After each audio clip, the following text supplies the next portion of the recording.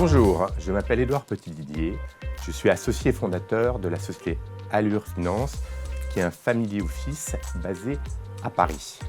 Je suis en charge, entre autres, du conseil en investissement et du risk management. Le non-coté est une classe d'actifs de diversification, de sens et de recherche de performance à long terme. C'est une classe d'actifs qui était avant essentiellement réservée aux institutionnels, mais qui depuis 2-3 ans se développe énormément auprès de la clientèle privée. Dans cette vidéo, je vais essayer de vous faire découvrir l'univers du non-coté et la manière dont on peut l'intégrer au portefeuille de nos clients.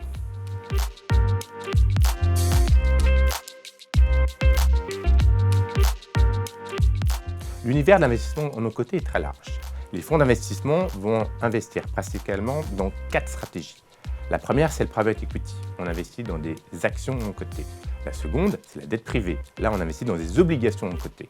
Troisième, l'immobilier. Quatrième, les infrastructures. Les gérants vont avoir tendance à se spécialiser, soit de manière sectorielle, soit de manière géographique, soit en investissant plutôt dans les startups, plutôt dans les sociétés matures, ou soit en investissant plutôt dans les petites valeurs, ou plutôt dans les grosses valeurs. Et après, il va y avoir 2 types de fonds. Il y a les types de fonds dits fermés. Donc là, c'était au départ réservé surtout à la clientèle institutionnelle, où là, la durée est très longue, entre 8 et 12 ans. Il y a des appels de fonds, puis des distributions. Et après, c'est développé en fait les fonds ouverts, qu'on va appeler aussi les fonds evergreen, surtout pour la clientèle privée, où là, il y a une certaine liquidité, une certaine flexibilité, et là, on peut rentrer et sortir assez facilement.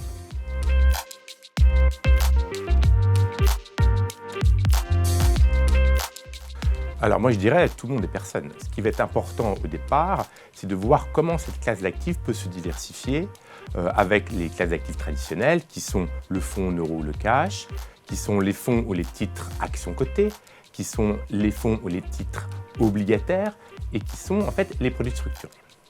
L'important ensuite, c'est de bien comprendre le client et de bien comprendre qui il est, quels sont ses besoins, quels sont ses projets. Et les 3 éléments, les fondamentaux, ça va être sa surface financière, son profil de risque et aussi son horizon d'investissement.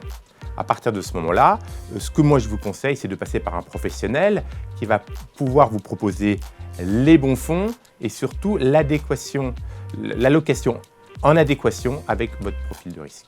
Et bien évidemment, en fonction de la situation économique et en fonction de l'évolution personnelle, on va faire modifier cette allocation dans le temps.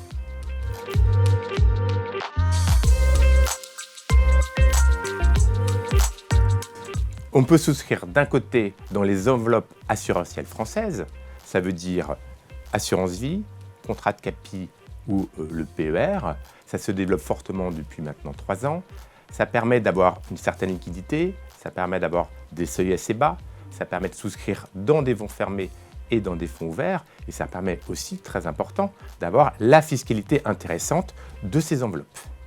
Et aussi, de l'autre côté, je dirais les supports plus traditionnels, qui sont les comptes titres, le nominatif et l'assurance vie luxembourgeoise, où là, on va surtout avoir accès à des fonds fermés et avec des montants de souscription beaucoup plus forts.